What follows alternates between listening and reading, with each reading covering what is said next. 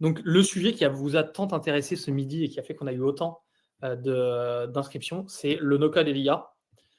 Et pour vous parler de ce sujet, du coup, j'ai invité 2 personnes. Alors, je suis désolé, Ania, je ne vais pas faire l'honneur aux filles. Je commence par Erwan parce que c'est avec lui qu'on avait commencé à discuter. Donc, Erwan Kézard, cofondateur de Contournement, comme vous pouvez le lire sur sa vignette. Donc, Contournement, c'est l'entreprise leader dans la formation au no-code et à l'IA. Et il va nous expliquer comment combiner ces 2 types d'outils pour optimiser ses process. Voilà, je suis très content de recevoir Erwan parce qu'on se connaît depuis un moment. On avait déjà fait un live il y a un bon bout de temps maintenant, donc je suis ravi de te réinviter de nous. Et donc, Erwan est venu, pas tout seul, il est venu avec Ania Bondarenko, qui est experte en transformation digitale et no-code, et qui est aussi freelance. Donc, c'était intéressant de pouvoir ramener Ania avec nous pour vous montrer un petit peu comment est-ce qu'on peut utiliser tous les outils que va vous présenter Erwan de manière applicable pour des freelances. Donc voilà, elle va nous présenter des solutions concrètes qu'elle a mises en place. Et puis voilà, bienvenue Ania, et puis je suis ravi de t'avoir avec nous également. Et enfin, pour ceux qui ne me connaissent pas, moi je suis Clément Leroux, je suis freelance comme beaucoup d'entre vous, et je suis spécialisé dans la création et gestion de communauté. Et je vous parle surtout aujourd'hui en tant que responsable de la communauté Crème de la Crème. Et Crème de la Crème, j'ai 2-3 slides à vous montrer, mais ça va être très vite, je vous le promets. Crème de la Crème, qui est une plateforme sélective de freelance, parce que j'ai vu qu'il y a beaucoup de monde qui sont inscrits. J'aime bien faire quand même une petite phrase. Il y a pas mal de gens en dehors de Crème, donc comme ça, je fais un petit coup de contexte. Donc, c'est une plateforme sélective de freelance qui regroupe la crème des freelances français. Voilà. Crème, c'est aussi un acteur rentable et en croissance. Donc, voilà, je vous ai mis quelques chiffres qu'on a voulu vous présenter. 60% de croissance par an, 150 millions de chiffre d'affaires, 30 000 experts. Voilà. Et voilà, on est sélectif sur les freelances qui entrent dans notre communauté, mais aussi sur nos clients. Et on travaille principalement avec les plus belles entreprises de France, un peu type CAC 40, SBF 120, pas mal de scale-up aussi. Voilà un petit peu une idée des différentes expertises que nous adressons. Et de manière plus générale, nous couvrons un peu tous les métiers de la tech, de l'IT et du digital. Voilà, je peux vous faire la liste de tous ces métiers, mais ça vous donne une petite idée de ce que nous adressons comme métier, et aussi de pourquoi est-ce que nous faisons ce type de rendez-vous aujourd'hui, parce qu'on vous présente aussi des nouveaux outils et des nouvelles manières d'utiliser les outils du digital. Voilà. Sur ce, je termine cette introduction qui est peut-être un petit peu longue sur ça, et je laisse la parole à Erwan qui va nous expliquer un petit peu, qui va nous faire sa présentation. Je te laisse prendre la main, Erwan. Avec plaisir. Merci Clément. Bonjour à toutes et à tous. Je vais parler pendant une vingtaine, 25aine de minutes, puis ce sera au tour d'Ania. Et moi, mon rôle, là, ça va être de déjà vous repositionner ce que c'est que le no-code, parce que parmi vous, j'imagine qu'il y en a qui connaissent bien, d'autres qui ne connaissent pas du tout. Donc, on va commencer par vous montrer des choses, parce qu'on va parler de no-code et d'IA, mais aussi de no-code fois IA. C'est-à-dire le no-code permet en effet d'économiser des dizaines d'heures par mois, l'IA générative aussi, et on peut les combiner. Ce sera une partie de mon propos et une partie de ce que montrera Ania. Et du coup, j'aimerais commencer par vous montrer un petit truc que je trouve marrant. L'autre jour, je marchais dans la rue et j'ai vu cette affiche, c'est une pub pour une startup. Et cette affiche montre un phénomène assez connu. Savoir, je fais un Excel. Il s'appelle BPV1, BPV2, BPV3, V3 final, BPV3 final 13 juin, BPV3 final 13 juin, Stéphanie. Et c'est un phénomène, qu'on rencontre souvent en informatique. Et j'ai envie de vous poser la question, qui ici s'est déjà retrouvé à gérer des processus avec Excel et à se confronter à ce genre de casse-tête et à se dire, sincèrement, il doit bien y avoir un outil qui permet de faire ça de manière plus fluide. Vous pouvez mettre un emoji si ça vous est arrivé. De gérer des processus avec Excel, de gérer des workflows, tout ça avec Excel. On commence à avoir des emojis. Je ne vais pas attendre qu'il y en ait 50 qui sortent. C'est normal. En plus, Vous, chez la crème de la crème, j'imagine globalement, les gens travaillent avec des outils assez modernes, même des documents en temps réel comme des Google Sheets, des Google Docs. Mais quand même, c'est quelque chose qu'on voit encore, ne serait-ce que pour bosser avec les clients. Parce que parfois, on dépend du client. Très bien. Qui passe du temps au quotidien à gérer des processus par mail? Là, on ne parle plus d'Excel, mais de mail. Je ne parle pas de mail pour communiquer, mais des mails pour valider quelque chose, pour gérer un projet, pour faire des notifs. Ah, c'est bon, on a reçu tel document, et ce de manière récurrente. Et à faire d'autres tâches répétitives de ce type par mail. Pareil, vous pouvez lancer vos emojis. Et on en profite, d'ailleurs, j'ai vu qu'il y avait une question, Clément, est-ce qu'il y aura un replay? Ouais, j'ai répondu par écrit. Il y aura en effet Ok. un replay qui sera envoyé par mail à l'ensemble des personnes qui sont Super. venues ce midi. Ouais, pas mal de gens qui sont concernés. Très bien. Allez, un autre phénomène. Qui s'est déjà dit pour cet événement ou ce projet, j'aurais bien fait un petit site web ou une petite appli, mais ça va être long, compliqué et certainement cher. De se dire, bon, au lieu de recevoir, d'envoyer un formulaire à tout le monde, j'aurais bien fait un site avec une URL et puis les gens peuvent venir s'inscrire, voir les infos, etc. Voilà, il y a des emojis qui arrivent par dizaines. On va faire bugger le chat.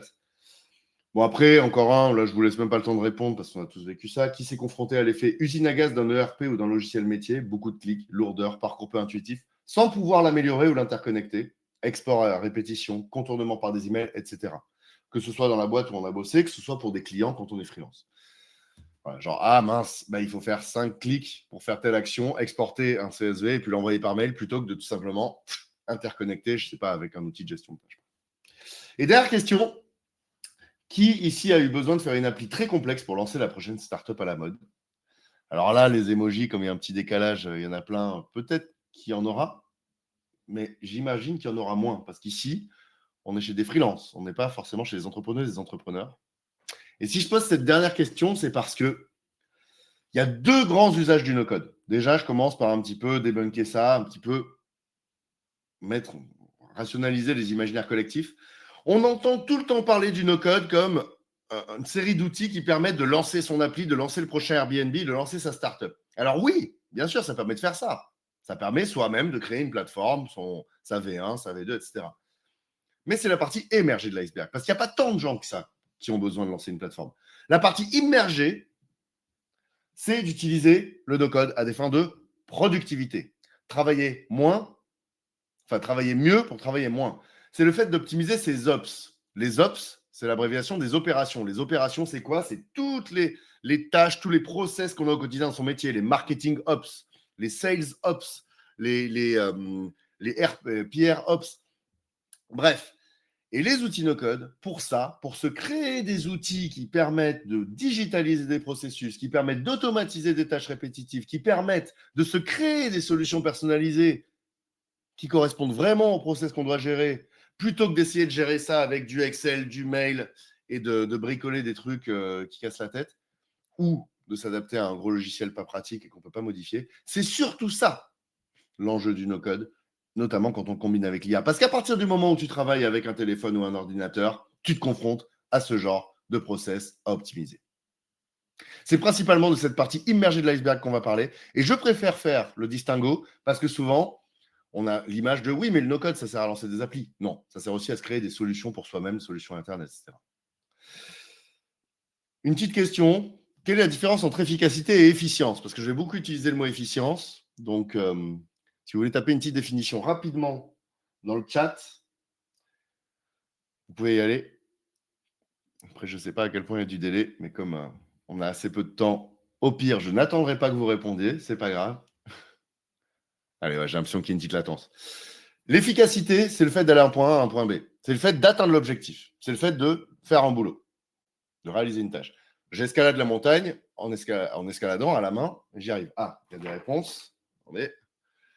Anglicisme, non. Efficacité de rendement. Meilleur ratio effort-prix. Pas mal. C'est ça. L'efficacité, donc, c'est atteindre l'objectif, aller du point A au point B.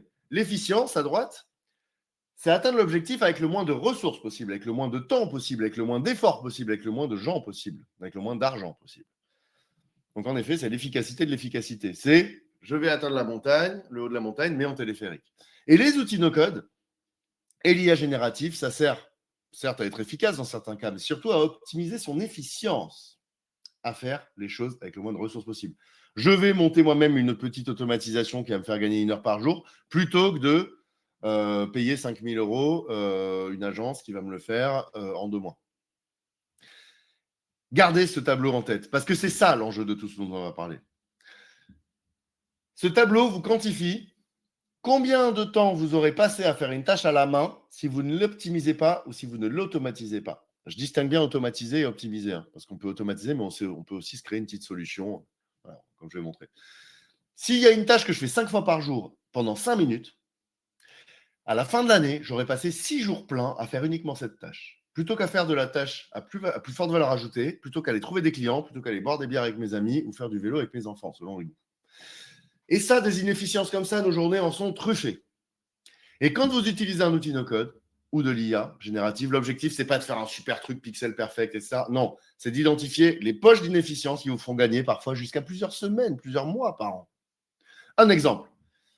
À chaque fois que je reçois un email de mon comptable et qu'il y a une pièce jointe, alors automatiquement, je dois télécharger la pièce jointe, je dois mettre le titre, la date du jour à la fin du titre, je dois la mettre dans tel dossier, et puis je dois envoyer un email à mon collègue et un Slack à ma communauté pour signaler. Et tous les vendredis à 16h, je dois faire une synthèse pour un autre collègue freelance avec tout ce qu'il y a dedans. Ça, c'est facile, 5 fois 5 minutes par jour. Et bien ça s'automatise à raison de, allez, 1 à 2 journées de formation au no-code et à l'IA, vous commencez à être capable de faire ce genre de choses. Donc, à chaque fois aussi, il faut se dire que ce que je vais vous montrer, l'objectif, c'est que vous puissiez le faire vous-même. Les outils no-code et l'IA générative, l'intérêt, c'est d'utiliser des outils démocratiques. Parce qu'il y a aussi des outils très complexes qui prennent des mois à maîtriser. Là, on parle d'outils no-code et d'IA générative très accessibles. On se limitera à ça. D'ailleurs, plutôt que de vous en parler de tout ça, autant que je vous montre. Là, je vais vous faire une petite démo, on va dire un peu pédagogique, qui ensuite sera complétée par les cas réels d'Ania. Mais là, pour vous montrer ce qu'est le no-code, parce que parfois, il y a des gens qui vont se dire « Ah, le no-code, c'est WordPress, le no-code, c'est un peu de code. » Non, là, je vais vous montrer des outils no-code un peu de référence. Imaginons que je travaille dans la mode éthique et je suis freelance sales pour une boîte de mode éthique. Eh ben, j'ai besoin de faire un CRM parce que pour l'instant, ils gèrent ça sur des feuilles volantes, sur des Google Sheets, sur HubSpot, sur plein de trucs différents. Déjà, je vais avoir besoin d'un endroit où je peux consulter tout ça de manière optimale, facilement créer des vues de consultation dédiées pour des partenaires, dédiées pour ma cliente, etc.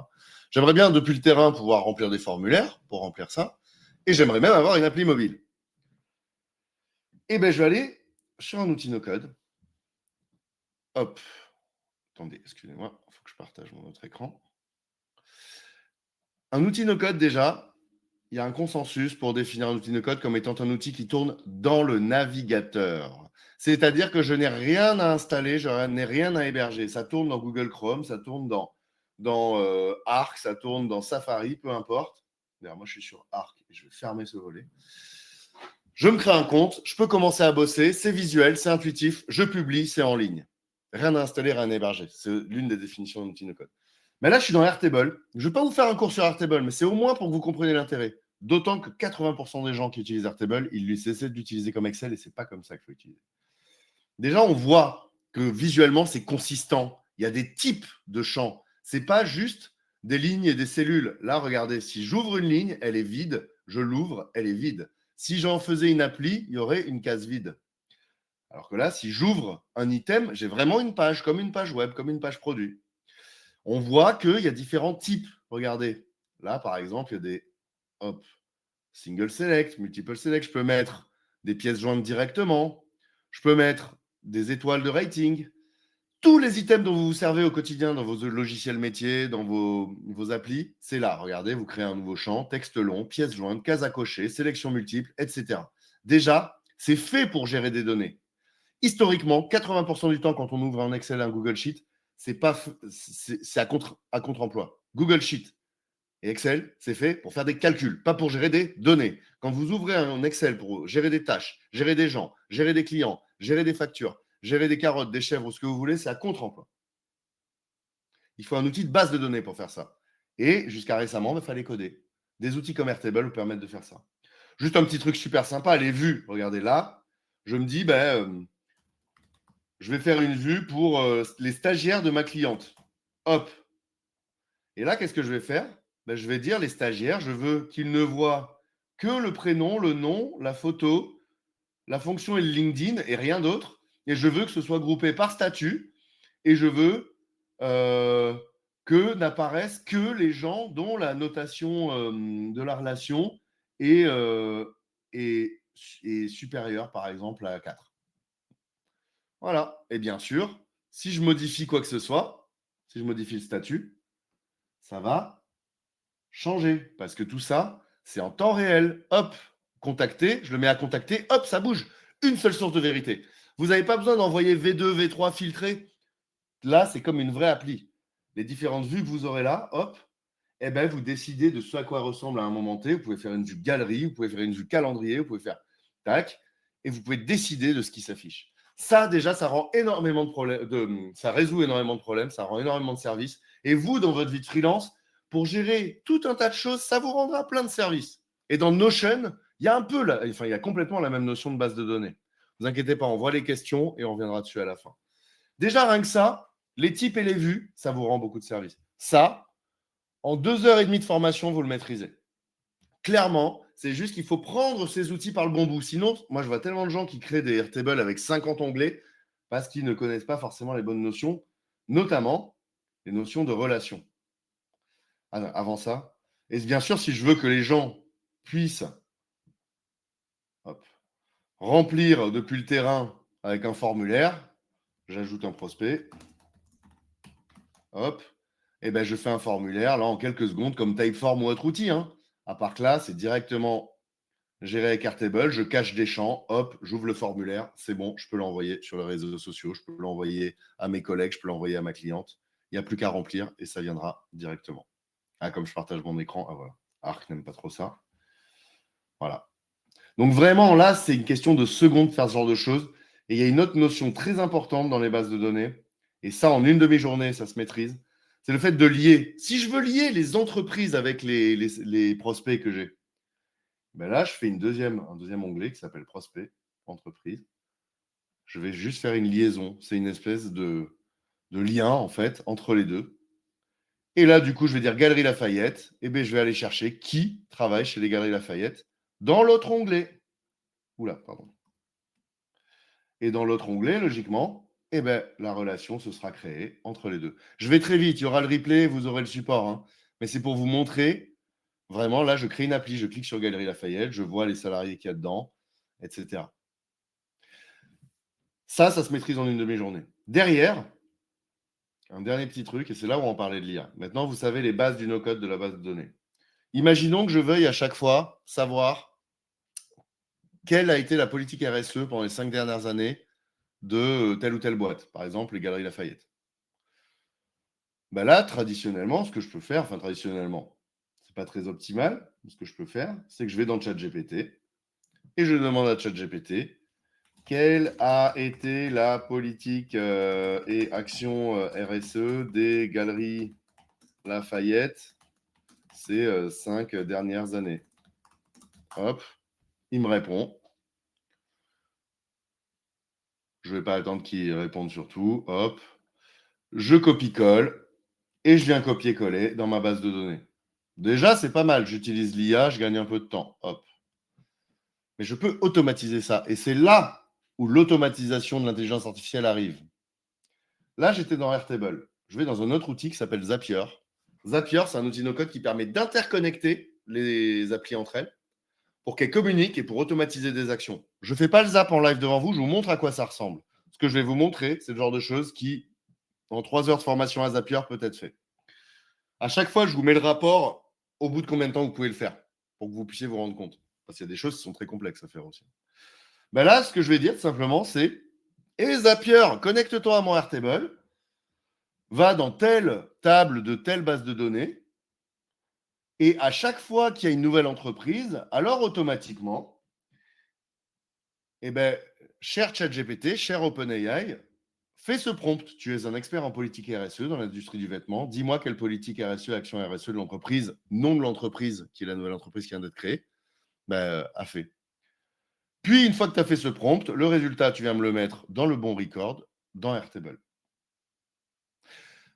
Là, à chaque fois que je vais avoir une nouvelle entreprise qui va être remplie dans mon Airtable, hop, automatiquement, il va me faire cette recherche. Et vous savez quoi? Je pourrais même le faire directement dans Airtable. Maintenant, il y a un champ IA dans Airtable, mais c'est un peu cher. Mais en tout cas, ça veut dire que à chaque fois que vous promptez quelque chose, si vous le promptez de manière régulière, que vous posez toujours la même question à ChatGPT, eh ben, vous pouvez certainement l'automatiser, notamment via Zapier. C'est un outil d'automatisation qu'on adore chez Contournement, que vous voyez là, parce qu'il est très simple à prendre en main. Il y a Make aussi, make.com, mais qui est très puissant. Il faut un peu plus de temps pour le prendre en main, mais on a plein de gens débutants qui arrivent tout à fait à se former avec sur nos formations. Allez, on finit en beauté. On se dit que là, c'est bien, mais en fait, les gens, ils doivent aller sur Airtable et maîtriser un peu Airtable pour consulter, et puis ils risquent de faire des bêtises.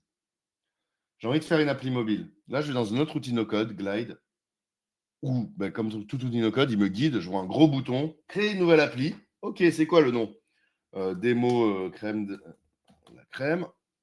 Bon, j'ai mal fait le raccourci, l'abréviation. Tu veux du mobile ou du large screen? Du mobile. Tu veux que ce soit quoi la source? Airtable, pas Excel ou Google Sheet. Ok. Qu'est-ce que tu veux que je prenne comme base? Démo. Hop. Et là, il va me chercher. Hop, voilà. Dans mes applis. Et là, il voit qu'il y a des images, il voit qu'il y a des noms, des machins. Et il va me créer une application mobile.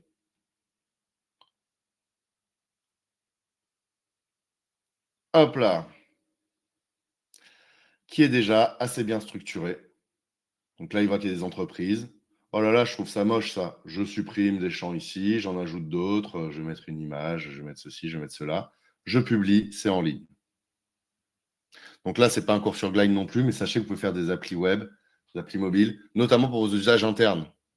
Et dans Airtable, d'ailleurs, il y a ce qu'on appelle des interfaces. Par exemple, je ne sais pas, pour modifier qu'un client d'une manière plus intuitive, pour ajouter un nouveau prospect, pour gérer tout un tas de trucs, pour avoir vos stats, une espèce de Power BI simplifié. Vous pouvez faire plein de choses comme ça dans Airtable. C'est bon, cette masterclass est finie. Vous savez tout ce que vous avez à savoir. Je plaisante. J'ai encore 5 petites minutes à vous prendre avant de passer la main à Ania. Parce que là, je viens de vous montrer ce à quoi ça ressemble, tout ça. Et quand je disais vous connaissez 80%, déjà, vous avez compris ce que c'est que le no-code et comment le faire interagir avec l'IA. Hop. Maintenant, je vous donne un petit peu de contexte et de recul. Je sprinte un peu pour qu'à la fin, on ait un peu de temps. Notamment parce qu'il faudra qu'on vous parle un peu aussi du partenariat qu'on a avec la crème, parce qu'étant donné que vous faites partie de la crème, et ben, on va vous proposer un petit truc sympa pour accéder à nos formations moins chères, notamment avec le CPF. C'est le moment où je me présente très rapidement. Donc, nous, on est Contournement. Contournement, on forme les gens à contourner les obstacles techniques qui les empêchent de travailler plus efficacement grâce au no-code et à l'IA. Formation en ligne, en e-learning, formation en présentiel, pour des entreprises, comme pour des individus, comme pour des freelances. Et à la base, historiquement, on est assez connu pour avoir créé la communauté Contournement, qu'on a légué au collectif, on en a fait un commun, et c'est devenu la communauté No Code France, où vous pouvez aller trouver des coups de main. Il y a plus de 15 000 bénévoles qui peuvent vous aider. Donc voilà, c'est plus Contournement, c'est No Code France. Super communauté d'entraide et tout, qui n'est plus du tout dans notre giron, qui est indépendante. Et dans une ancienne vie, je formais au code. J'avais créé une école, j'avais cofondé Simplon.co, une école de code solidaire et sociale, gratuite, que j'ai décidé de quitter en 2017. Mais si je vous raconte ça, c'est parce qu'à cette époque, identifier les outils les plus accessibles possibles, qui permettent aux gens les moins techniques possibles de créer les projets numériques les plus avancés possibles, il n'y avait que le code. Il y avait déjà un peu de no-code. Mais là, vous êtes dans une époque où vous pouvez vraiment vous emparer de ces outils. Et à tel point que c'est reconnu. Aujourd'hui, on a écrit un bouquin aux éditions Erol. C'est plus le truc de quelques geeks dans une cave. Enfin, vraiment, c'est quelque chose d'assez reconnu. Vous pouvez vous saisir. C'est plus démocratique que jamais, tout ça. Donc, profitez-en. Par contre, on en parle beaucoup de ces phénomènes, on entend tout et n'importe quoi. Le no-code, c'est facile. Oui, le no-code, c'est magique. Ouais, tu peux devenir riche et expert en quelques semaines. Ou alors, non, c'est que pour les techs. Faites gaffe. On entend beaucoup de fantasmes collectifs. On essaie ici de dire le no-code, c'est pas facile, c'est accessible. Il faut s'y former, sinon on l'utilise n'importe comment. Pour devenir expert, il faut des mois, il faut des années. Il n'y a pas de secret. Par contre, vous pouvez vous en servir pour vos propres besoins. En vous formant quelques jours, voire quelques heures, déjà, vous pouvez faire des choses. Il Il y a même aujourd'hui l'État qui reconnaît ses compétences. On est très fiers d'avoir été les premiers à avoir une certification professionnelle reconnue. D'ailleurs, c'est ce qui fait que nos formations sont éligibles au CPF sur des formats de 3, 4, 5 jours. On pourra en parler après. Mais voilà, ça devient vraiment un phénomène un peu reconnu. Je vous ai fait une cartographie ici que vous pourrez emporter. Vous aurez les slides. Où à gauche, enfin, verticalement, j'ai trié un peu par spécialité les outils. Créer des sites web, créer des applis, créer des no-code apps. Et à gauche, ce sont les outils les plus accessibles, que déjà, en quelques jours, voire quelques heures, vous pouvez bien maîtriser. Et à droite, ce sont les outils les plus avancés. Par exemple, Webflow, pour faire des sites web, c'est super. Là, on a une formation en partenariat, d'ailleurs, éligible au CPF sur Webflow, avec Théo Roland, super expert Webflow. Mais Webflow, il faut plusieurs mois, enfin plusieurs semaines pour s'y former et avoir des compétences en design graphique. Bubble, très puissant aussi. Non, si vous êtes freelance, que vous voulez juste vous créer vos digitalisations de processus, d'optimisation, vos no-code ops, allez plutôt sur les outils à gauche, qui sont sur la gauche et qui sont plus simples à maîtriser. Et dedans, je relèverai qu'il y a 2 outils français, Xar et TimeTonic, qui sont très bien hébergés en France et tout. Donc, parfois, les clients qui veulent que ce soit hébergé en France kiffent ça. Rappelez-vous de ce tableau. Je vous parlerai juste d'un exemple client que j'adore. C'est les Francofolies. On les a formés avec Anya, qui était en prestation pour nous. Et en gros, c'était 15 personnes, dont un seul informaticien, qui organise les Francofolies. Donc, il y a de l'événementiel, il y a de la gestion de l'accompagnement des artistes, il y a du reporting RSE. Et toutes ces personnes, en 2 jours de formation Airtable, ont déjà gagné quelques heures par semaine. Et petit à petit, on a continué à les former pendant 1 an, 2 ans. Là, on va les former à l'automatisation et à l'IA. Donc, ce que je veux dire, ce que j'aime bien avec cet exemple, c'est qu'ils étaient sur des process très traditionnels avec du Excel. Et sur le long terme, ils apprennent de plus en plus de nos codes au fur et à mesure. On n'est pas obligé de se former à fond pendant 3 jours. Et voilà, déjà, formez-vous un peu, faites des petits skateboards, améliorez. Par contre, quand vous vous formez, essayez de vous former par tranche de 2 heures pour être un peu focus. Ça ne marche pas de se former un quart d'heure par-ci, un quart d'heure par-là. Mais en tout cas, voilà, essayez de vous améliorer tout le temps pour ne pas faire de bêtises. Je vous fais cette petite slide aussi au cas où il y a des gens un peu techniques qui s'intéressent au no-code pour vendre du no-code à leurs clients. Les outils français dont je parlais, Xar et TimeTonic, voilà, ils commencent à être utilisés dans des grosses boîtes. On voit du Veolia, on voit de l'Ursaf, on voit Air France. C'est possible aujourd'hui. Il y a 2 ans, 3 ans, je ne vous aurais pas dit ça. Maintenant, ces outils sont vraiment matures et travaillent avec des grands comptes, notamment quand il y a des questions d'où sont hébergées les données. La PHP, les hôpitaux de Paris, TimeTonic notamment. TimeTonic, c'est un Excel français qui les devance dans pas mal d'endroits. Un Excel, pardon, un Airtable. Conclusion, je vous le disais, n'essayez pas tout de suite de construire des grosses voitures. Pensez MVP, Minimum Viable Product. J'imagine que vous connaissez ce principe. En no-code, c'est pareil. Commencez par faire un skateboard. Vous vous formez un peu, vous faites un skateboard. Ah, ça marche. Je vais ajouter un guidon. Je vais me reformer un peu, je fais une trottinette. Ah, maintenant, je vais aller plus vite. Je m'appuie sur un expert externe, je fais un vélo. Cartographiez un minimum ce que vous voulez faire avant de vous lancer. Il y a trop de gens qui se jettent la tête la première dans les outils et qui se disent « Ah, mais je comprends rien, je sais pas. » Non, déjà, fais un skateboard, papier, crayon, une petite formation sur comment digitaliser minimum vital ces processus avant de se jeter. Ça aussi, c'est un truc qu'il faut désintoxiquer dans l'écosystème. Les outils no-code, c'est magique, ça se fait tout seul. Non, il faut un minimum de méthode et pas besoin de faire des années d'études. Déjà, avoir le minimum vital, le manuel de survie minimum, c'est déjà bien. Et très rapidement, je laisse avec cette pyramide parce que souvent on se dit ouais, il faut que je me forme pendant 3 semaines, un mois. Déjà, si vous vous formez une journée, vous serez utilisateur éclairé. Vous pourrez déjà utiliser ça comme une nouvelle bureautique. On voit tellement de boîtes qui remplacent Word par Notion et Google Sheet par Airtable et qui l'utilisent comme une nouvelle bureautique, c'est déjà super. Si vous voulez être utilisateur en capacité, utilisatrice en capacité, là, vous commencez, au bout de 3 à 5 jours, à vous faire des trucs un peu costauds. Et si vous voulez devenir on va dire plus expert ou experte, attention aux mots, il faut se former plus. Mais déjà, de 1 à 5 jours de prise en main, ça répond à beaucoup de sujets. Donc faites gaffe quand vous entendez, ouais, déjà en une demi-journée, tu sais tout faire. Non, clairement pas. Ouais, mais il faut se former au moins plusieurs semaines. Non, l'entre-deux est vrai. Regardez cette pyramide quand vous y réfléchirez. Et surtout, méfiez-vous de cet effet-là. Je vous laisse méditer 2 secondes, puis je passe la parole à Anya.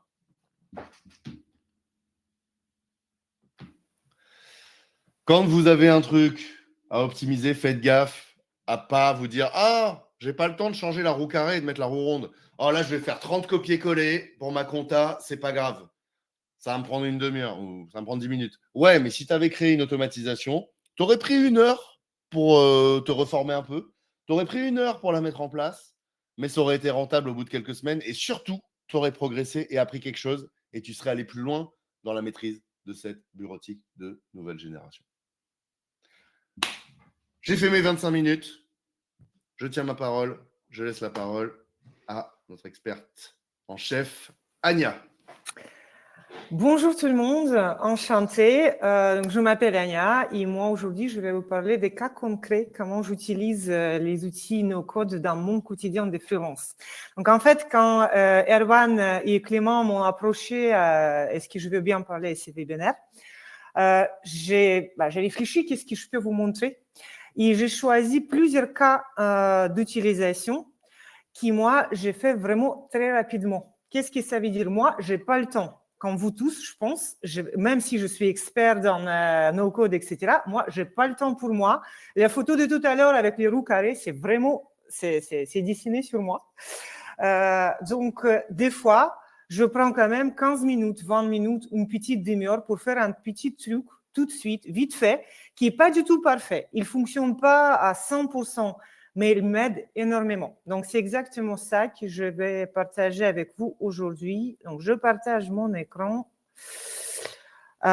et on va parler de plusieurs cas très concrets que moi, j'utilise. Donc, la première chose que je veux vous montrer, c'est l'utilisation de Notion, Make et Telegram pour mon blog sur LinkedIn. Et pas que sur LinkedIn. Donc, c'est vrai que moi, avec ma vie de freelance, j'utilise beaucoup Telegram. Si vous ne les connaissez pas, c'est un messenger, un petit peu comme Slack, peut-être. Finalement, ça se fait que toute ma vie professionnelle est dedans. Et aussi, je m'informe beaucoup sur Telegram. Ça veut dire que vraiment, sur mon téléphone, c'est un appli qui est tout le temps allumé. Je lis l'info, je lis des nouvelles, des technologies, etc. Et quand je me suis mis à faire mon blog sur LinkedIn, j'ai commencé à sauvegarder des petites idées pour les futurs posts. Donc déjà, j'ai commencé à me faire des petites sauvegardes dans le Telegram.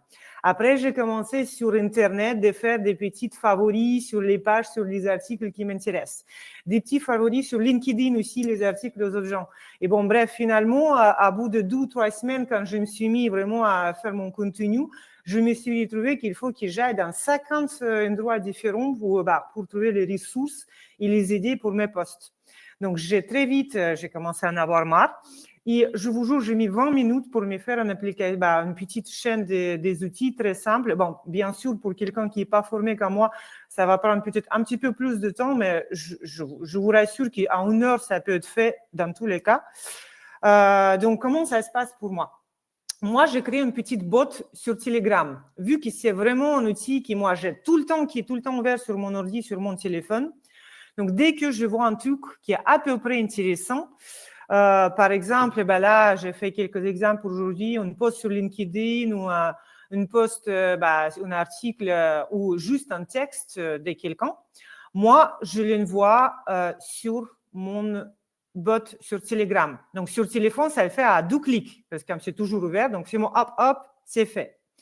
Donc là, je vais le faire. Donc, je l'envoie sur mon bot sur Telegram. Qu'est-ce qui marche après? Après, il a une petite chaîne sur Make. Make, c'est un outil d'intégration qui permet d'attacher les outils entre eux. Donc ici, j'ai une petite module de Telegram qui veille et dès qu'il y a des nouveautés qui arrivent dans mon bot, dans Telegram bot, il se met en route automatiquement. Et donc après, bon, là ça c'est les futures améliorations que je vais faire. Je vais rajouter des tags pour que je puisse aussi faire des tags différents sur mon bot, mais c'est dans le futur. Là, pour l'instant, j'ai mis que 20 minutes pour faire cet outil. Donc après, il y a un module Notion et en fait, ça a créé un post dans ma base de données des posts sur Notion avec les statuts to check. Donc, ça veut dire avec un statut pour regarder si c'est intéressant ou pas. Donc là, ce que je viens d'envoyer, c'était un article The Art of Managing Change. Et là, normalement, hop, on voit qu'elle est là. Donc, automatiquement, j'ai le début d'article pour juste m'identifier qu'est-ce qu'il y a dedans. J'ai un tag LinkedIn. Là, ça veut dire que c'est pour mon LinkedIn. C'est Make qui le met automatiquement. Et dedans, j'ai le texte d'article que je viens d'envoyer. Et comme ça, dès que je vois un truc qui est à peu près intéressant, je l'envoie directement sur Telegram, d'où manipulation de doigts. Ça passe par mail et ça atterrit dans mon Notion. Et sur Notion, finalement, j'ai une petite CRM. Donc là, j'ai mes posts pour Telegram, mes posts pour LinkedIn et dedans, j'ai toutes les idées qui sont classées par priorité. Donc celui-là, elles sont déjà moitié écrites, on va dire. Il y en a d'autres qui sont juste les idées, tout check. Donc ça veut dire que je vais voir plus tard si c'est intéressant ou pas. Il y en a d'autres que je vais garder pour plus tard, peut-être pas pour tout de suite. Il y en a d'autres que j'ai déjà postées. Et juste pour préciser un tout petit truc, Agnès, je te coupe 2 secondes. Souvenez-vous ce qu'on a vu dans Airtable et Zapier. Là, en fait, dans Notion, il y a aussi cette notion de vue, de groupement. Mais à part que c'est dans Notion, on pourra en parler. Notion versus Airtable, mais c'est une base de données aussi. Et ce qu'a montré Anya, Make, c'est un peu comme Zapier, mais d'une manière différente. Zapier, vous avez vu, c'était chronologique verticalement. Make, c'est par branche et tout. Donc là, quelque part, vous avez 2 visions différentes, 2 façons de faire en no-code. Je m'arrête là, je te laisse reparler. Ouais, non, mais merci. Effectivement, Notion et Airtable, exactement pour cet usage, ils se rassemblent. J'aurais pu très bien m'en servir d'Airtable pour faire attirer mes idées. Mais je préfère Notion parce que sur Notion, c'est un petit peu plus intuitif pour organiser les contenus quand il y a beaucoup de textes. C'est quand même beaucoup plus intéressant de les faire sur Notion que sur Airtable, où il y a un petit peu moins de place. Je peux pas. Tout ce qui est rédactionnel, mise en forme de page, clairement, Notion, c'est beaucoup mieux. Exactement. Donc, c'est pour ça que j'ai choisi Notion, mais j'aurais pu très bien le faire avec Airtable. Et oui, pareil, moi, je préfère Make parce que je l'aime bien, mais j'aurais pu très bien faire exactement la même chose avec Zapier. Donc, c'était juste mon choix parce qu'il faut bien que je choisisse quelque chose. Et là, pareil, je m'en sers des Telegram parce que historiquement, avec ma vie professionnelle, c'est là où j'ai toute ma vie. Mais ça aurait pu être Slack, ça aurait pu être même, je sais pas, Messenger Facebook ou email. Donc, pour les gens qui vivent principalement dans les emails, ça pourrait être la même chose. Je vois vers une adresse email bien spécialisée et ça arrive là où il faut avec les tags, avec des choses. Donc, ça, c'est juste pour vous dire que c'est une petite chaîne d'outils que j'ai mis en 20 minutes sur place. Elle n'est pas parfaite. Par exemple, s'il a des photos, les photos, il ne les utilise pas dans mon Notion parce que pour attirer les photos, il faut que je mette encore un peu plus de temps pour les paramétrer. Donc ça, c'est pas des petits défauts, mais vu le temps que j'ai mis, avec le temps que je gagne, que j'ai pas besoin d'aller dans 50 endroits pour trouver tous mes idées des posts, moi, je suis déjà très contente. Et un jour, je vais faire des améliorations, sans doute. Et donc là, je vous montre le deuxième outil que j'utilise pour mes posts, pour mon contenu. Et un jour, je vais les mettre ensemble. Bientôt, j'espère que je vais le faire pendant les vacances. Donc, de skateboard pour faire une trottinette. Exactement, non, mais c'est exactement ça. Donc, ça, c'était les premiers skateboards qui est déjà en place. Deuxième skateboard qui est en place aussi, c'est mon ChatGPT. Donc, moi, je ne sais pas pourquoi, c'était juste un hasard que mon bot sur Telegram s'appelle Kevin. Donc, je me suis dit, j'ai besoin de Kevin AI aussi. Donc, j'ai un deuxième Kevin qui un jour va devenir un seul Kevin. Mon deuxième Kevin, c'est une GPT personnalisée. Là, donc, il est dans mon ChatGPT. Moi, j'ai un GPT personnalisé. On va regarder un petit peu dedans. Qu'est-ce qu'il sait faire? Donc là, je vais aller dans éditer en GPT et je vous montre qu'est-ce que j'ai dedans. Comment j'ai fait? Je vous raconte tout de suite. Donc, j'ai écrit déjà une dizaine de posts moi-même, sans AI, sans rien du tout. Après, j'ai mis tous les posts que j'avais. Je l'ai mis dans un fichier. Hop, là, il est attaché ici, juste un TXT. Je ne me suis même pas embêtée avec Word ou quoi que ce soit. J'ai mis juste dans le fichier texte. Ça peut être Word, PDF, tout ce que vous voulez. Et j'ai attaché ce fichier avec tous les posts à mon GPT personnalisé. Et comme ça, lui, il va utiliser mes posts précédents comme une base de connaissances pour après s'en servir pour m'aider à écrire. Une autre chose que j'ai fait, là, je ne peux pas le montrer, mais je le fais quand j'étais en train de créer le GPT. J'ai pris tous les posts et j'ai demandé ChatGPT à faire un debrief sur mon style. Donc, je lui ai demandé, imagine que toi, tu es un expert dans le comme rédacteur, etc. Décris mon style, décris mes posts, décris mes principes, comment je fais les posts. Et finalement, elle m'a dit que toi, tu utilises les textes avec les contenus vivants, engagés, avec un touche personnelle, avec un peu d'humeur, etc.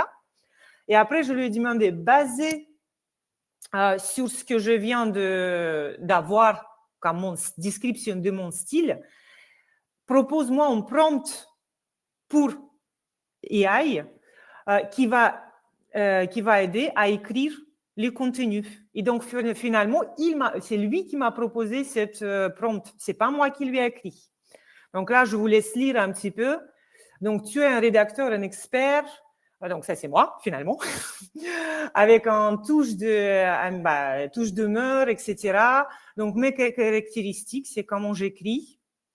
Donc, qu'est-ce que je veux qu'il fasse? Qu'il transforme les textes formels ou en UE ou les textes, juste mes idées, avec les contenus vivants, engageants. Je lui mets les limites. Donc, utilise que 2 ou 3 emojis par poste, pas plus. 1200 caractères maximum, un titre obligé, une idée principale. Donc, voilà. Donc, ça, c'est un prompt final que je ne l'ai pas fait des premiers coups. Là, ça paraît long, mais j'ai mis peut-être une demi-heure, donc plus que pour faire mon truc de Kevin de Telegram. Je travaillais ensemble avec ChatGPT pour y trouver ces prompts. Donc, j'ai travaillé, c'est pas juste j'ai écrit comme ça d'un seul coup. Mais c'est normal, il a des techniques pour les travailler. Donc, c'est pas comme si je l'ai pris dans l'air. Il a des techniques bien précises, comment on fait pour faire des bons prompts avec ChatGPT. Donc, je mets ici les prompts. J'ai mis tous les posts, je les ai attachés comme une base de connaissances. Et finalement, mon chat AI personnalisé Kevin est prêt. Et donc là, je vous montre comment ça marche. Après, bien sûr, il ne me donne pas les posts que je vais faire tout de suite. Donc, je fais toujours mes corrections après. Des fois, je réécris la moitié. Mais pour moi, c'est beaucoup plus simple de commencer avec ce qu'il me propose que de commencer avec une page vide. Parce que moi, vraiment, les peurs devant les pages vides, c'est un truc qui est assez compliqué. Donc là, hop, j'ai préparé un petit peu à l'avance quand même. Donc, imaginons que je veux bien écrire une post qui, si des fois, vous voulez vous lancer dans les automatisations, il est important de passer par les petites étapes. Oui, pensez skateboard, MVP, etc. Donc là, je lui demande, écris-moi un post en français. Et là, je lui ai juste mis mes idées. Juste comme ça, j'ai balancé sans trop réfléchir, juste j'ai balancé comme ça. Hop, j'ai une voix et j'attends. Donc, elle m'a mis, comme je lui ai demandé, un petit titre avec un emoji, quelques emojis dans le texte, l'expérience personnelle avec une petite phrase de conclusion à la fin qui fait appel aux utilisateurs. Voilà. Je ne suis pas à 100% contente de cette post. Je ne vais pas le publier tel quel, mais ça me donne déjà une super bonne base. Donc, je vais mettre beaucoup moins de temps pour les corriger, parce que corriger, c'est toujours beaucoup plus vite qu'écrire des zéros. Et quand même, c'est basé sur mon style, c'est basé sur mon post, c'est basé sur comment moi j'écris. Donc, voilà, ça, c'est le deuxième outil. Et un jour, je vais trouver, là, il me faut un peu plus de temps parce que là, il faut vraiment que j'améliore un petit peu mon bot Kevin. Moi, je vais bien mettre mes Kevin ensemble. Et donc, finalement, ici, comment je vais faire? Moi, je vais faire que le jour quand je vois quelque chose dans Kevin, ici, j'ai déjà ajouté les possibilités de mettre le tag. Donc, je vais mettre, par exemple, si je mets le tag AI, sur Make, sur les routeurs, donc ça, c'est une espèce de carrefour. Donc, si il a les tags AI, il va aller dans les modules ChatGPT que je vais ajouter ici. Non, là, il ne veut pas, pardon. Donc, je vais ajouter ici un module GPT. Yep. Là, je me fais n'importe quoi, mais ce n'est pas grave. Donc là, router, ça va être module GPT qui va appeler mon Kevin AI et qui va mettre dans Notion directement le texte qui est réécrit par Kevin pour me faire quand même déjà un peu de base et un peu les idées plus claires. Donc ça, je pense que ça va me prendre avec, je dois quand même rediriger les prompts et tout ça. Ça va me prendre peut-être 1h30, donc il faut que je trouve 1h30 pour automatiser ça. Mais déjà, avec tous mes outils, 12 skateboards séparés, ça m'aide énormément. Je suis vraiment soulagée par ça. Et j'ai mis ensemble moins qu'1 heure pour faire tout ça en place. Donc ça, c'était la première chose que La première partie que je voulais partager avec vous, ça, c'est le truc pour la création de contenu. J'ai encore un peu de temps, donc je voudrais vous parler d'autres sujets, donc j'en ai 2. Je parle vite fait de AI, encore une fois. Donc, vous entendez bien, je suis pas française à l'origine. Donc, déjà, écrire en français, c'est compliqué. Hein, je vous le dis. Les grammaires français, c'est très, très compliqué. Donc, je fais des fautes. En plus, des fois, j'écris en anglais, des fois, j'écris en cyrillique, etc. Donc, franchement, toute l'histoire avec les grammaires et les traductions, pour moi, ça a beaucoup d'actualité. Donc, moi, j'utilise un assistant Monica. Après, il y en a d'autres, hein, mais moi, j'ai mon assistant Monica, assistant AI, qui est toujours sur mon écran. Et comment il va m'aider? Donc là, par exemple, je vais faire écrit en français. Là, je suis en train d'écrire quelque chose sur Telegram. Ça peut être sur mon email, ça peut être partout parce que c'est un plugin qui est intégré sur mon Chrome, sur mon browser Internet. Je choisis les textes. Là, je fais plein de fautes, vous êtes d'accord? Je choisis le texte et là, j'ai une petite icône AI qui s'affiche. Je les clique et hop, il m'a corrigé tous les fautes et j'ai juste à les remplacer et les mettre sur place. Pareil, je peux traduire ça en français, en anglais, aux autres langues si j'ai besoin. Je ne peux pas comme j'ai vécu avant San Monica. Donc ça, c'est même pas du vrai no-code, il ne faut même pas le mettre en place par vous-même. Il suffit juste d'installer un assistant AI dans votre Chrome. Et si vous travaillez beaucoup avec les textes, vous écrivez beaucoup vite et il y a besoin de traduction, franchement, c'est un outil, les outils qui sont incontournables.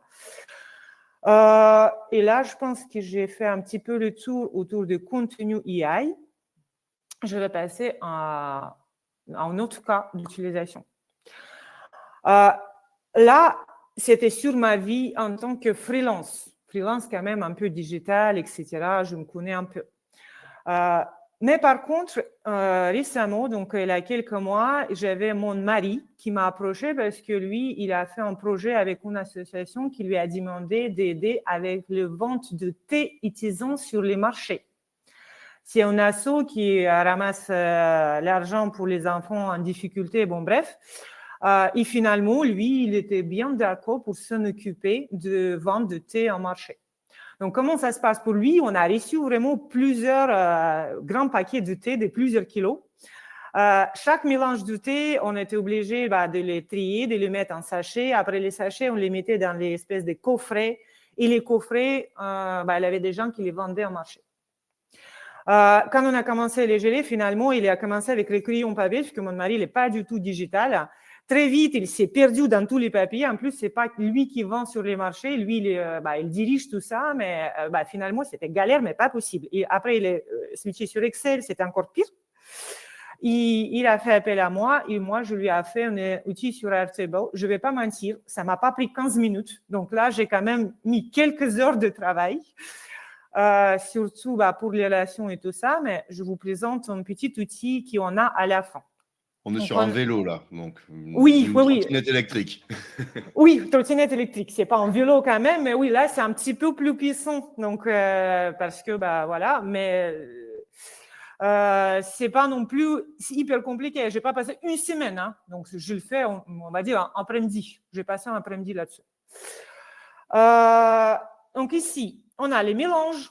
Donc, ça, c'est les différents types de thé avec les photos, avec les types, si c'est thé noir, thé vert, tisane, etc. Avec la description, les ingrédients. Donc, tout ça, c'est important pour faire les étiquettes parce qu'on peut faire aussi les étiquettes automatiquement. Donc, à partir de là, je peux gérer les étiquettes automatiquement sur PowerPoint. Après, je ne vais pas vous montrer parce que c'est un petit peu trop embrouillon, mais c'est possible. Donc, ça, c'est pour faire les étiquettes. Après, les mélanges. Sauf les mélanges et emballages. Donc là, j'ai tous les boîtes, éprouvettes, je ne sais pas, tout ce qu'on peut avoir besoin pour emballage. Et les petits sucreries, les petits cadeaux qu'on met à côté dans nos coffrets, les petits oursons, les sous-tasses, bref, les petits cadeaux. Donc, mélange et emballage, ensemble, ça nous forme un produit. Donc, produit, voilà. Par exemple, j'ai un produit, je ne sais pas, le thé fraise à la crème, 8 grammes, qui est dans éprouvette, qui est faite avec mélange numéro 30. Et là, je peux voir qu'il était vendu une fois, vente numéro 54. Et le prix de cette épruvette initiale est 0,70 centimes ou 68 centimes. Voilà. Donc là, tous les produits sont là.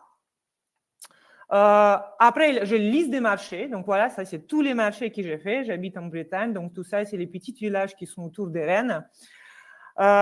Et sur chaque marché, j'ai les ventes. Donc là, j'ai une table de vente. Donc là, par exemple, sur le marché à Domlou, j'ai fait, bon, pas beaucoup, mais quand même, ça fait toujours ça. Ça fait toujours 120 € pour un petit assaut, c'est déjà bien. Donc, j'ai fait 1, 2, 3, 4, 5, 6, pas moi, mais les gens. 1, 2, 3, 4, 5, 6, 7 ventes. Donc, dans cette vente-là, par exemple, il y avait une personne qui a acheté 3 thés différents et elle a payé 6 €. Là, il y en a une autre personne qui a acheté 3 thés, il a payé 12 €. Après, c'est des produits différents. Ça, c'était payé en liquide. Celui-là a été payé par carte. Donc, c'est très simple. Chaque fois qu'on allait en vente, ils avaient les petits formulaires sur les portables. Donc, ils rentraient juste, voilà, ils choisissaient. Tout le monde avait les possibilités. Là, j'ai vendu ça, ça et ça. Ça et ça. Puis, quelqu'un a payé par carte. Il a payé 50 €. Et là, regardez tout à haut. Ah oui, là, ça ne va pas marcher, c'est pas grave. Parce que j'ai fait quand même une petite copie. Et donc, tout à haut, j'ai la somme de toutes les ventes qui étaient faites sur ces marchés-là. Donc, hop. Ah là, si, ça, c'est bon, ça marchait. Là, c'est passé à 118. Tout à l'heure, c'était 118. J'ai ajouté 50. Là, c'est marché 168 maintenant. Et comme ça, je peux avoir les résultats de tous les marchés. Et finalement, après, j'ai juste créé une petite table que j'ai exportée sur Excel et j'ai envoyé au président d'association avec l'argent pour faire les listes de tout ce qui était vendu. Donc, oui, c'est vrai qu'effectivement, sur cet outil-là, j'ai passé quand même un bon après-midi. Mais il y avait une dizaine de personnes qui étaient concernées parce qu'il y avait les gens qui étaient en train de vendre sur les marchés. Donc, ils avaient un petit formulaire sur le téléphone pour rentrer les ventes. Il y avait mon mari qui était en train de préparer l'emballage, etc. Et après, j'ai fait un extrait pour l'association avec les comptes rendus de tout l'argent qu'on a réussi à ramener pour eux pendant ces fêtes de Noël. Donc voilà, c'est tout de mon côté, c'est tout ce que je vais vous montrer aujourd'hui. Après, c'est sûr que j'ai d'autres outils que j'utilise au quotidien. Il n'y a pas de souci, juste qu'il faut bien que je choisisse sur temps. J'ai plusieurs outils qui sont sur Embauche, qui marchent vraiment bien avec un petit formulaire pareil qui est automatisé avec Notion. Mais il y en a d'autres et voilà. Je n'ai plus rien à rajouter. J'étais à l'heure, non? Si, presque. C'était nickel. Ouais, Juste donc, une time pour la conclusion et les questions-réponses. Sachant voilà. qu'on vous le précise, s'il faut qu'on reste 10 minutes de plus pour les questions-réponses, on le fera.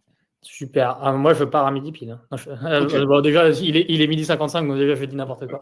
Non, je plaisante, T'inquiète pas, évidemment. on dira pas de bêtises. Non, on peut bien sûr dépasser un petit peu. Surtout je vois que ça fuse dans le chat. Il y a plein d'échanges. Je ne suis pas sûr qu'on puisse reprendre toutes les questions. J'ai vu de toute façon, Carole, toi, c'est vrai qu'il y aura quand même la persistance des réponses déjà adressées. J'en vois 2-3 qui sont un peu tendancielles. Ok. Erwan, tu voulais présenter 2-3 derniers slides avant de repartir. Donc, je te laisse peut-être mettre ça.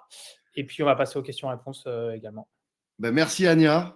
C'était super parce qu'elle vous a montré à la fois des skateboards. Elle vous approuve. C'est une experte super vénère, Ania. Quand nous, on bosse avec elle pour la formation. Elle forme des grosses équipes sur les gros trucs. Mais elle vous a montré aussi que, en tant qu'expert ou experte, il vaut mieux se faire des petits skateboards de temps en temps qui deviendront les trottinettes.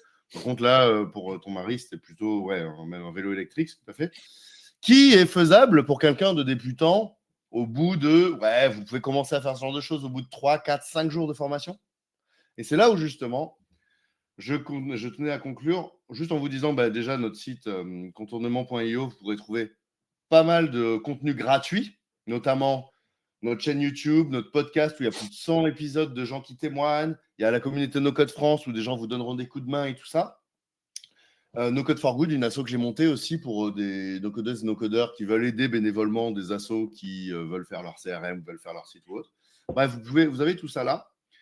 Et avec Crème de la Crème, on vous a préparé un petit truc, c'est que vous allez recevoir un email après pour pouvoir vous former. Déjà, il y a notre principal offre qui est Contournement Université. Contournement Université, c'est accès à toutes nos formations, donc environ 7 000 à 8 000 euros de formation à l'abonnement. Donc, en fonction si vous êtes demandeur d'emploi, pas demandeur d'emploi, c'est entre 50 et 250 euros par mois. Mais il y a des gens qui, en 2 mois, pour 300 euros, vont suivre quasiment toutes les formations. Et ça, jusqu'à vendredi 19h, vous avez moins 30% si vous vous abonnez à vie. Et puis après, vendredi, ce sera 20%. Donc ça, c'est un partenariat qu'on a lié avec Crème de la Crème. Donc voilà, vous aurez ça, vous aurez un email avec ça. Et par ailleurs, il y a aussi nos formations, même pour des collectifs ou enfin des formations présentielles ou téléprésentielles dans les entreprises. Sachez qu'on a ça.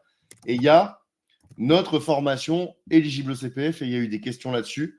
En gros, notre certification, c'est numériser et optimiser un processus métier avec des outils no-code. Face à ça, on a une offre qui est 3 jours, on va dire. En fait, si c'est en ligne, vous avez le tronc commun, c'est-à-dire vous formez à un peu de méthodologie et derrière, vous accédez à notre université, donc à tous les outils pendant plusieurs mois, 3 mois, 6 mois, 1 an, en fonction de ce que vous choisissez. Donc ça, c'est éligible au CPF et on fait des sessions en présentiel aussi. Donc ça, c'est… De toute façon, si vous allez recevoir un mail de Crème de la Crème et vous aurez un formulaire qui, justement, vous donnera toutes les bonnes infos. Donc, sachez qu'il y a tout ça. Je l'envoie dans le chat directement, le formulaire. Il sera envoyé aussi par mail pour les personnes qui veulent. Super. J'envoie déjà pendant qu'on y est. Top. Et ça me permet d'adresser une première question. C'est Salah qui demandait, ouais, mais en se formant 5 jours, est-ce qu'on est expert? Alors, attention, parce qu'on entend vraiment n'importe quoi. Si vous tapez no-code sur Internet, vous allez commencer à avoir des pubs qui vont vous dire « Deviens expert en quelques jours ». Expert ou experte, ça a un sens ce mot. Vous êtes freelance, vous le savez. Expert, c'est au bout de quelques années. Par contre, il y a junior débutant qui a des bases. Au bout de 5 jours, tu peux déjà faire des choses assez intéressantes. C'est-à-dire que là, tu peux déjà commencer à faire des missions potentiellement si tu mets un peu de méthodo, si tu as déjà fait du freelancing et tout. Pour devenir confirmé, on estime qu'il faut au moins 1 an et demi de pratique et surtout de prestat. Junior, confirmé, senior, c'est avec l'expérience professionnelle. C'est comme dans tout autre métier. Donc, méfiez-vous des discours de genre « tu peux être expert en quelques jours ». Non, par contre, cette formation-là de 3 jours et après plus si affinité, étant donné que tu as accès à nos abonnements avec le CPF, tu ne seras pas expert. Par contre, si tu prends vraiment la formation en main, tu seras en mesure de délivrer des vélos, on va dire. Peut-être pas encore des motos, mais des vélos. Un skateboard, on estime que déjà au bout d'une journée, tu sais faire des skateboards. Des trottinettes, allez, 3-4 jours. Des vélos, voilà. Là, cette formation, elle sert à ça. Et après, c'est l'expérience qui fera que tu es expert ou expert. Et voilà, donc ça, je le mets aussi ici. Plus de détails, on est éligible, donc CPF, Calliope, France Travail, etc. Et voilà, c'est le moment des questions-réponses. Du coup, dans les questions-réponses, il y en a une première que j'aimerais adresser, c'est souvent « Ah, mais Airtable versus Notion ». Excellente question. En fait, Airtable, j'en partage très rapidement mon écran. C'est super intéressant parce qu'il y a 3 ans, on n'aurait pas dit ça. Là, ça évolue très vite, tous ces outils. C'est-à-dire que plus ça va, plus ils permettent de faire de choses. Et rappelez-vous que l'intérêt d'un outil no-code, c'est son rapport entre puissance, mais aussi accessibilité technique. Un outil super puissant avec lequel tu peux tout faire, mais qui est complexe et où il faut 2 ans d'études ou de formation, ça sert à rien. Par contre, un outil que tu prends en main en quelques minutes, mais qui ne te permet pas de faire ce que tu veux, ça ne sert à rien non plus. Donc, hop, je vous partage juste un petit truc. Airtable. Airtable, littéralement, ça vous sert donc, ça peut vous permettre de digitaliser de bout en bout des processus, comme je le disais. Regardez ce qui se passe en haut là. Hop. Il y a les données, donc les bases de données, les vues, etc. Il y a les automatisations. Vous avez des automatisations intégrées à Airtable et vous avez les interfaces. Par exemple, pour dire là, les gens ne peuvent que modifier les nouveaux clients ou autre. Donc, vous pouvez de bout en bout digitaliser des choses. Mais Zapier ou Make, ça vous permet d'interconnecter avec d'autres briques. Par exemple, nous, chez Contournement, notre outil de compta et de facturation, on ne s'est pas amusé à le no-coder. On a pris Pennylane, qui est un outil moderne et interconnectable. Notre plateforme de formation en ligne, on n'a pas no-codé une plateforme. On utilise TeachEasy, qui est très interconnectable. Et voilà, et tout peut aller avec tout. Donc, ah oui, vous n'avez pas vu ce que je viens de montrer. Hop, bon, c'est pas grave. Mais en gros, voilà, Airtable, ça permet vraiment de digitaliser de bout en bout. Voilà ce que je vous montrais. Désolé, je n'avais pas repartagé l'écran. Il y a les données, là, regardez. Il y a aussi les automatisations. Tac. Et il y a aussi les interfaces. Airtable, tu peux vraiment tout faire en soi dans l'outil. Et Notion, ben, c'est vraiment plus un outil qui est fait pour créer des espaces de collaboration tout en un et qui est beaucoup plus optimisé pour la rédaction, pour la mise en forme de page. Il y a les bases de données aussi, mais elles sont, on va dire, pour des usages où vous êtes très centré sur les données, très centré sur les process à digitaliser, Airtable, clairement. Quand vous êtes plus, ben, comme le disait Mathilde, sur concentration d'infos, wiki, recherche, là, c'est plus Notion. Nous, contournement, on gère notre vie d'équipe, on gère nos tâches, on gère notre communication et tout dans Notion. Par contre, tout ce qui est gestion automatisée de l'organisation, de nos formations liées à la compta et tout, ça, c'est dans Airtable. C'est vraiment plus centré data, interface et automatisation, disons. Je le résumerai comme ça, sur ce point-là. Et encore une fois, je vous le répète, hein, pas besoin de tout no-coder. Cherchez des roues existantes qui fonctionnent bien et qui sont interconnectables. PennyLane, dans Zapier, regardez d'ailleurs, si vous demandez si un outil est interconnectable, si je tape PennyLane Zapier, et bien là, je vais voir une page, hop, dans Zapier qui va m'expliquer tout ce que je peux faire avec PennyLane nativement, sans avoir à coder, sans avoir à me connecter à des API avec du code, quoi. Et un outil moderne, souvent, il se reconnaît à ça. Quand vous tapez le nom d'un outil et Zapier ou Make ou API, s'il n'y a rien, c'est souvent que c'est un outil à l'ancienne. Vous allez devoir faire des exports et des hacks à n'en plus finir et vous faire des nœuds dans la tête. Qu'est-ce qu'on a vu comme question que c'est intéressant à adresser dans les 10 minutes où on reste? C'est vrai qu'il y en a beaucoup qui ont fusé, donc je n'ai pas forcément j'en ai pas forcément identifié. Les tarifs. Est-ce qu'en absence des abonnements, on peut arriver au résultat probant avec les différents outils? Très intéressant. Les outils no-code, leur modèle est freemium. Regardez, si je tape par exemple, je sais pas, Airtable tarif, voilà, Google fait toujours le taf là-dessus. Là, j'arrive sur une page où Airtable, c'est un vrai outil no-code, il vous dit exactement ce que vous aurez, pour combien, engagement au mois ou à l'année, mais il ne cherche pas à vous dire contactez un commercial, engagement sur 1 an minimum et tout. Vous voyez ce que je veux dire? Comme un bon outil SaaS qui se respecte, vous devez avoir une page tarif. Et en effet, moi, par exemple, à titre personnel, dans ma vie perso, la version gratuite de Notion et Airtable, ça me suffit. Dans le boulot, quand même, nous, contournement, je crois qu'on est sur le business. Ça nous coûte assez cher. Ça nous coûte assez cher. Mais nous, on dépense, je pense, en tout peut-être 200 € d'abonnement par mois. Mais quand tu ramènes ça au temps économisé, 200 €, vu mon coût horaire, je pense que c'est économisé, je ne vais pas dire de chiffres, mais c'est plus une question de quart d'heure que d'heure, quoi. Ce que je veux dire, c'est, et vous-même, ne vous bloquez pas à vous dire ah mince, comment je pourrais tordre le truc pour économiser 20 $. Franchement, généralement, si vous commencez à avoir besoin de payer, c'est parce que vous avez besoin de fonctionnalités qui sont un peu costauds. Et en plus, vous avez des freelance tags, des trucs comme ça où vous pouvez trouver des avantages pour payer moins cher. D'ailleurs, nos formations, en fonction des offres, tu peux avoir 500 $ de crédit Airtable gratuit, par exemple. Mais en tout cas, voilà, tu peux aller assez loin avec le gratuit, mais quand tu sens que tu es gêné aux entournures, bien sûr, je ne te dis pas de payer 400 € direct. De toute façon, ces outils-là, c'est rare qu'ils te proposent des… Glide, c'est cher pour les applis mobiles. Mais voilà, sur le Airtable, Zapier et tout. Et aussi, je vous rappelle qu'il y a des alternatives françaises. Je reparle de TimeTonic, qui est un super outil, qui n'a rien à envier à Airtable. Il y a XAR aussi pour digitaliser. Et parfois, je crois qu'ils sont moins chers. Je ne sais pas. Ça, mais voilà sur les tarifs. Moi, je voudrais juste ajouter un petit truc. Et des fois, il y a les outils qui ont les utilisations qui sont assez près, assez proches. Donc, même Notion, Airtable, des fois, il y a les cas qui on ne sait pas trop, ou je ne sais pas, surtout dans les créations des sites web. Et là, des fois, est-ce qu'on utilise Durex, Squarespace ou je ne sais pas quoi? Bah, des fois, c'est les tarifs qui vont définir. Vous allez lire les tarifs gratuits. Est-ce que dans le tarif gratuit, il y a tout ce qu'il vous faut? Bah, vous allez opter vers cet outil. Donc, parce que il a les outils qui se déplacent et que voilà. Par exemple, pour les bases de données, nous, No Code for Good, par exemple, l'association que j'ai cofondée, il y a des assos qui n'ont vraiment pas de thunes, quoi. Quelques centaines d'euros de budget par an, on leur dit, allez plutôt sur Baserow, c'est moins puissant qu'Airtable, mais c'est vachement moins cher.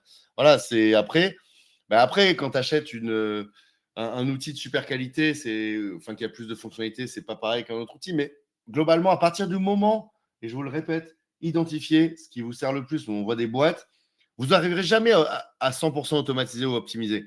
Généralement, déjà, si vous gagnez quelques heures par-ci, par-là, si en travaillant, vous avez moins de charge mentale parce que les données sont liées entre elles au lieu de ressaisir. Je suis allé dans une grosse boîte, j'étais devant le top 80 des managers. Il y avait une salariée, c'était une cadre. Elle passait quasiment un mi-temps à ressaisir d'un Excel à l'autre dès qu'il y avait une modif dans le référentiel RH. À partir du moment où déjà vous résolvez ce genre de problème, et là vous n'avez pas besoin de super grosses fonctionnalités, c'est déjà bien. Et c'est le mieux est l'ennemi du bien parfois. Il y avait une question aussi, c'était est-ce que Contournement forme sur No Code x IA? Dans nos formations, notamment avec l'offre que Crème de la Crème vous envoyez, partenariat, il y a de l'IA un peu partout dans nos formations parce que par définition, les outils no code vous proposent de plus en plus d'IA nativement. Et par contre, on a une formation spécifiquement sur l'IA. Et en fait, après, les gens qui les suivent peuvent imbriquer les unes avec les autres. Donc nous, ça, c'est en fonction de, par exemple, avec l'offre CPF, vous pouvez tout à fait suivre la formation IA en ligne et d'autres modules pour pouvoir interconnecter avec l'IA. Par exemple, Zapier, comment l'interconnecter avec de l'IA, Make, comment l'interconnecter avec de l'IA. On n'a pas vraiment une formation spécifiquement là-dessus. En présentiel, si. Par exemple, on forme la ville de Paris là-dessus. Mais voilà, il y a ce qu'il faut en tout cas pour pouvoir interconnecter de l'IA et du no-code dans nos formations. Allez, une petite dernière pour la route. Il y avait pas mal de questions sur les usages, mais je crois qu'on a quand même pas mal parlé. Il y a eu pas mal d'échanges dans les commentaires aussi. RGPD. Ouais, Isabelle, j'ai vu plusieurs fois la question de la confidentialité ouais. Alors, de RGPD. Premier débunkage, attention. Quand un outil est américain et que les données sont hébergées aux États-Unis, ça ne veut pas dire que ce n'est pas RGPD. Sinon, on n'utiliserait pas le quart des outils qu'on utilise en France, parce qu'on entend parfois ça. Par contre, pour certaines données sensibles et selon certaines politiques d'entreprise, hébergées aux États-Unis, c'est chaud. Données de santé, données à caractère racial, ethnique, politique, sexuel, etc. Donc ça, nous, on n'est pas des experts du RGPD. Si vous tapez no code RGPD, vous trouvez plein de choses en ligne. Par contre, le RGPD, ça vous oblige à faire dans votre déclaration RGPD de lister vos prestataires, donc les outils que vous utilisez, que ce soit Microsoft ou Airtable, c'est pareil. Par contre, si vous avez vraiment ce genre de contraintes, par exemple dans la santé, les outils français sont là. C'est là où on est une no-code nation. Franchement, Airtable XR, TimeTonic XR, ça tue qu'on ait ça en France. C'est pas tous les pays qui ont ça. Et quand je vous dis qu'ils travaillent pour la PHP, TimeTonic, XR, ils travaillent aussi pour des boîtes où il y a des données de santé, ça veut dire que ça, c'est vraiment mieux disant. En tout cas, c'est souvent hébergé aux États-Unis. Pas tous. Pour certains clients, tu peux faire que ce soit hébergé chez eux, mais pas tous les outils. C'est là où, voilà, au cas par cas, les outils no-code, c'est assez fin à discriminer. Et côté sécurité, parce que souvent, on rapproche les deux, globalement, ces outils no-code, à ma connaissance, il n'y en a aucun qui a subi de faille majeure. Par contre, nul n'est infaillible. Mais ce que j'ai tendance à dire souvent, c'est que quand même, des outils comme ces outils qui, s'il y a une faille de sécurité, s'ils déconnent, ça leur fait chuter leur nombre d'utilisateurs, leur valorisation et tout. J'ai tendance à faire plus confiance à ce genre d'outils qui ont des brutes techniques spécialisées en sécu qu'à beaucoup de prestataires qui hébergent eux-mêmes en France et qui font à la fois de l'hébergement, du dev, du machin. Je dis juste ça. Par contre, il y a aussi des experts de la sécu qui sont très sérieux. Je parle des agences qui font un petit peu tout. Parfois, nous, on a été très surpris de voir des cas où, par exemple, la région de Normandie s'est fait hacker tout sauf ce qu'il y avait sur XAR. Ça veut bien dire que, voilà.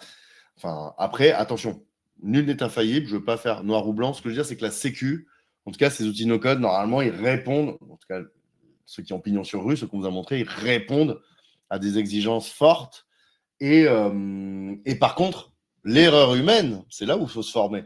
Si tu as le stagiaire qui met en public la base de données des clients, ce sera juste une mauvaise manip par un humain. C'est pour ça que c'est important de se former un minimum, d'avoir de la méthodo et de ne pas faire n'importe quoi. Avec de grandes responsabilités, de grands pouvoirs viennent de grandes responsabilités.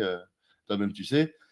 Donc voilà, sur la sécurité, c'est un vrai sujet. Et d'ailleurs, même si tu développes des trucs un peu avancés toi-même, c'est bien d'avoir un expert ou une experte qui jette un œil de temps en temps pour vérifier que voilà, il y a pas de, t'as pas fait n'importe quoi. Mais au moins, c'est quelques heures plutôt que des semaines entières que tu n'aurais pas pu payer, quoi. Voilà comment je résumerais sur confidentialité et sécurité. Bon, écoutez, je pense qu'on a quand même fait un bon tour. Alors, je suis désolé pour toutes les questions auxquelles on n'a pas pu répondre, mais déjà avec toutes l'écosystème dont nous a parlé Erwan, il y a certainement moyen que vous trouviez tout un tas de réponses à vos questions en allant revoir tout ça. Et puis moi, sur ce, je vais peut-être vous faire la petite conclusion. Je pense pense qu'on a quand même fait un bon tour. Je vous remercie beaucoup, Ania et Erwan, d'avoir pris le temps de nous faire cette présentation. Et puis, je remercie à tout le monde d'avoir été là avec nous ce midi. Bon, comme je vous disais, vous allez recevoir un replay de tout ça pour aller voir au calme. Vous pourrez revoir d'ailleurs tout l'écosystème dont on parlait sur la fin du webinaire. Erwan vous a montré ça, donc vous pourrez aller voir tout ça si vous voulez aller chercher plus loin. Donc, il y a tout cet écosystème gratuit. Il y a aussi toute la partie formation. Vous allez recevoir un mail avec le replay. Dans ce mail de replay, vous allez recevoir aussi voilà, le petit lien que je vous ai remis dans le chat pour avoir les informations pour les formations contournement. Voilà. Moi, je suis un bon utilisateur aussi de NoCode. Et notamment, je me suis formé à Airtable avec contournement. Donc, je sais que c'est des bonnes formations. Merci. Voilà. Ah oui, si, moi, il y avait un autre lien. Alors là, j'ai vu qu'il y a tout le monde qui nous parle, qui nous dit au revoir en même temps. Il va être noyé très vite, mais je vous mets un lien dans le chat qui est pour avoir un feedback sur ce webinaire, pour que vous puissiez nous dire un petit peu ce que vous voulez voir, ce que vous avez apprécié, moins apprécié. Je vous mets ça là, si vous pouvez y répondre, ça prend vraiment, il y a 3 questions. Si vous pouvez y répondre, ça m'aidera beaucoup. Et puis sur ce, je n'ai plus qu'à vous dire souhaiter un bon après-midi. Et puis, vous dire à bientôt. Et puis, voilà, je ne sais pas si vous avez un mot de la fin pour vous. Je vous laisse la parole. Si t'en as un, et après, je le mien, si tu veux. Allez, vous êtes le bébé. Bon, écoutez, dans ce cas-là, je vous souhaite une... Bon, Ania, si Ania voulait en dire un, t'en as pas? Non. J'aurais tendance à dire juste merci Crème de la Crème et merci Clément. Ouais. Vous êtes une super communauté, on le sait, on en entend souvent parler. Et j'aime bien ce mot de LL Cool J qui dit « The future is now ». Donc, ne procrastinez pas, faites gaffe. Ouais, je vais m'y mettre au no-code, ouais. Et puis, en fait, tu t'y mets jamais. Alors qu'une fois que tu commences à mettre les mains dedans, et ben là, tu prends goût. C'est mon ludique, quoi. Ne procrastinez pas, clairement pas. Merci tout le monde, c'était agréable aujourd'hui. Merci Crème de la Crème, pareil. Et j'espère vous voir tous un jour quelque part dans les couloirs de communauté no-code. Très bien. Yes. Je mets fin à ce live. On reste entre nous pendant 2 secondes. Au revoir à tous.